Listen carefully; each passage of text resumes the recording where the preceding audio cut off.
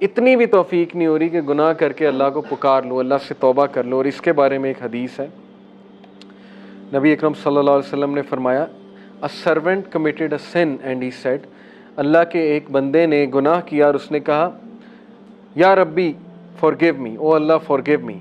Allah Almighty said, my servant has committed a sin and he knows he has a Lord who forgives sin and holds him accountable, so Allah forgave him.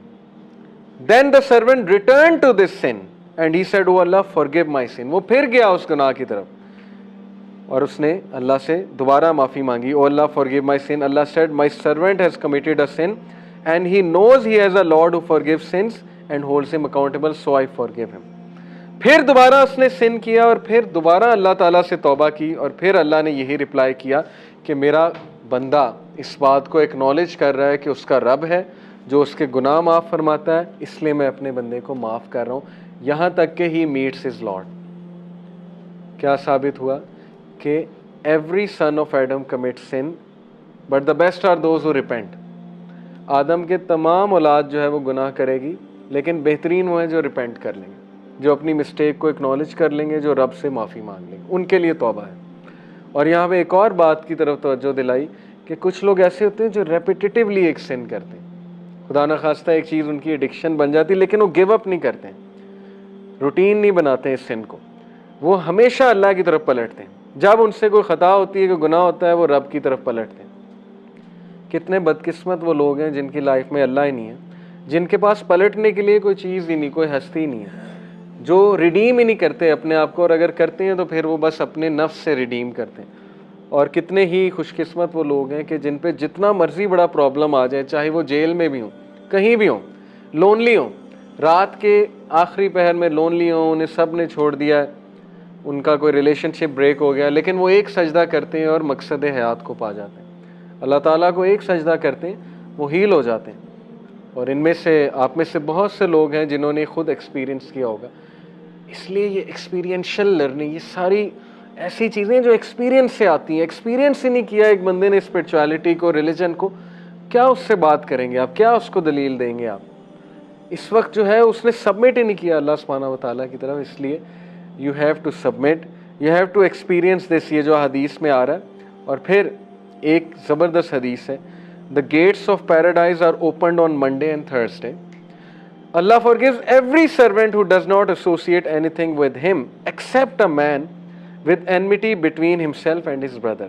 Monday और Thursday को जन्नत के दरवाजे खुलते हैं अल्लाह की रहमत के, इसलिए रसूलुल्लाह मंडे और थर्सडे का रोज़ा रखते थे कि जब मेरा हिसाब अल्लाह के सामने पेश किया जाए तो मैं रोज़े की हालत से। अल्लाह ताला रहम फरमाते हैं लोगों पे। अल्लाह तमाम इंसानों को फॉरगिव करते हैं जिन्होंने शिरक नहीं किया, एसोसिएट नहीं किया अल्लाह के साथ कोई। Except a man with enmity between himself and his brother, it will be said, delay these two until they reconcile, delay these two until they reconcile. सिवाय उन दो लोगों के जिन्होंने आपस में लड़ाई की। और अल्लाह कहता है कि इन दो को डिले कर दो मेरी माफ़ी, क्योंकि ये दोनों आपस में लड़े हुए, और जब तक ये रिकनसाइल नहीं कर लेते आपस में, तब तक इनकी माफ़ी नहीं। कितना ज़बरदस्त तरीका है हमारे रब का कि इंसानों में लड़ाइयाँ ख़त्म हो जाए। अल्लाह ने कंडीशन रखी हुई है कि अगर तुम मुझसे मिलना चाहते हो एक ऐसी हालत में कि मैं तुमसे राज़ी हूँ, तो आपस की लड़ाइयाँ छोड़नी पड़ेंगी, तो फिर तुम्हें आपस में मोहब्बत से रहना पड़ेगा, और फिर तुम्हें आपस में जो है वो भाईचारा कायम करना पड़ेगा, और दुनिया को एक beautiful place, a place of peace जो है वो बनाना पड़ेगा, अगर तुम चाहते हो कि मेरी तुमसे मुलाकात हो। और फिर एक और हदीस आती है, बड़ी खूबसूरत हदीस है, हदीस कुदसी। अल्लाह ताला कहते हैं कि ए आदम के बच्चे, ओ सन ऑफ एडम, अपने आप को फारिग कर ले मेरी इबादत के लिए, अपने आप को फारिग कर ले मेरी इबादत के लिए, टाइम निकाल ले मेरी इबादत के लिए।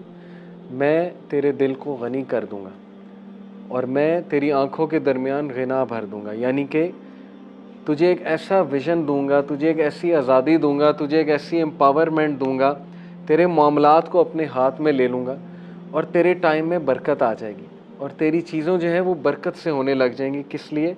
जब तू मेरी इबादत के लिए टाइम निकालेगा, because Allah is the source of goodness. इंसान की नेचर है कि वो किसी ना किसी चीज़ के साथ अटैच हो जाता है। हम में से हर कोई किसी ना किसी चीज़ के साथ अटैच्ड और ओवरली अटैच्ड है। उसी का नाम वर्शिप है। Some worship the money, some worship the power, some worship intellect, some worship a human being overly attach होके। तो ये अटैचमेंट की बात हो रही कि तू मेरे साथ अटैच हो जा। जब तू मेरे साथ अटैच होगा, मैं तेरे दिल में गिना भर दूंगा, तेरे टाइम में बरकत आ जाएगी, और मैं तेरे तमाम मामलात को अपने हाथ में ले लूँगा, और मैं तुझे स्ट्रेंथ दूंगा। मेरी इबादत तुझे स्ट्रेंथ देगी। ये है खुलासा।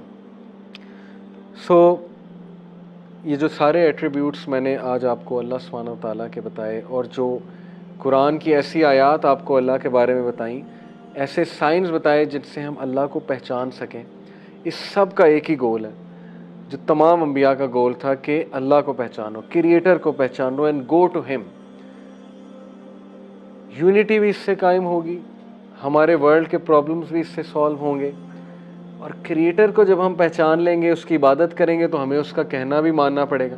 जब हम उसका कहना मानेंगे, कोशिश करेंगे उसका कहना मानने की, उस फ्रेमवर्क पे चलेंगे, उस लाइफस्टाइल पे चलेंगे जो उसने हमारे लिए नाजिल किया, जिसमें नमाज़ें हैं, जिसमें रोज़ा है, जिसमें ज़कात है, जिसमें हुकूकुल इबाद भी हैं, जिसमें ज़ाहिर है कि एक दूसरे को फॉरगिव करना भी है, तो world will become a very beautiful place. और ये चेंज हमारी यूथ ही ला सकती है। जितने भी मसले हैं, अब ये 14 अगस्त वाला मसला उठाकर देख लें, रूट कॉज पे चले जाएं, छोड़ें ये कि लुच्चे हैं, लफंगे हैं, टॉक्सिक मस्कुलिनिटी है, जो भी है, फेमिनिज्म है वगैरह वगैरह। रूट कॉज पे चले जाएं। रूट कॉज क्या है कि अच्छे इंसान हमारी दुनिया में बहुत कम हो चुके हैं। बचा लें अपनी जनरेशन्स को। मैं अक्सर यूनिवर्सिटी में टॉक देने जाता हूँ, मैं यूथ के आगे हाथ जोड़ता हूँ कि आपकी जनरेशन्स 20 साल, ये जो जिस दौर से हम गुज़र रहे हैं, जिस कन्फ्यूजन के दौर से गुज़र रहे हैं, इसके आफ्टर इफेक्ट्स आप 20 साल बाद देखेंगे। अगर आपने वर्किंग ना की, अगर आप लोगों ने जिम्मेदारी शो ना की, अगर मोरालिटी को दोबारा से उजागर ना किया, अगर मुत्तकी परहेजगार बनने की कोशिश ना की, तो you will see the results, deadly consequences. आपकी बहनों की शादियां नहीं होनी, ये one of the deadly consequence है। अगर इसी तरह रहा, ये पॉर्न इंडस्ट्री रही, ये ग्लैमराइजेशन ऑफ बिलबोर्ड्स रहा, इस तरह से वो ब्यूटी को और ब्यूटी के स्टैंडर्ड्स को जो है वो दिखाते रहे, और हमारे नौजवान नस्ल जो है वो किसी आम शक्ल की लड़की से शादी भी करना नहीं पसंद करेंगी, और वो कंवारी रह जाएगी। और ऐसे हो रहा है, 35-35, 36-36 साल की औरतें जो हैं वो कंवारी हैं, उनको रिश्ते नहीं मिल रहे। माँ बाप डर रहे हैं रिश्ता करते हुए कि पता नहीं अगले लोग कैसे हैं, किस बेसिस पे रिश्ता करेंगे, हमारे घर ये, हमारे नाम ये घर कर दो, गाड़ी कर दो, ये कर दो, जहेज़ दे दो, वगैरह वगैरह। The world will become a hello अगर हम लोगों ने अभी से पाइटी को गोल ना बनाया, परहेजगारी को गोल ना बनाया। फिर ये लुचेल फंगे पैदा होते रहेंगे 14 अगस्त वाले। फिर ऐसे लोग, हमारी यूथ उस तरफ चली जाएगी कि आप सोच भी नहीं सकते हैं, और उसके रिजल्ट्स हमारी औलाद को बियर करने पड़ेंगे। आज हम उस विज़न से नहीं सोच रहे, कभी उस विज़न से सोचें कि आपका अपनी औलाद, अभी आपकी शादियां होने में बहुत टाइम है, लेकिन सोचें आपकी औलाद के लिए क्या वर्ल्ड क्रिएट हो रहा है। क्या आप चाहते हैं उनको ये वर्ल्ड मिले? क्या वो पॉर्न एडिक्ट्स बने आप चाहते हैं? क्या आप चाहते हैं वो ड्रग्स में जाएं, नशा करें? क्या आप चाहते हैं कि वो कंफ्यूज सोल्स हों, लॉस्ट सोल्स हों, सुसाइडल हों, सुसाइड करने वाले हों? अगर तो नहीं चाहते, तो फिर you have to return to the source. ज़िम्मेदारी के साथ अल्लाह की तरफ जाना पड़ेगा, अल्लाह ताला से लेनी पड़ेगी डेफिनेशन सारी, और अल्लाह के आगे सबमिट करना पड़ेगा।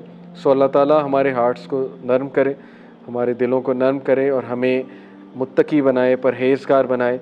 हम इब्राहीम अलैहिस्सलाम की उस दुआ से इख्तिताम करते हैं आज की क्लास का।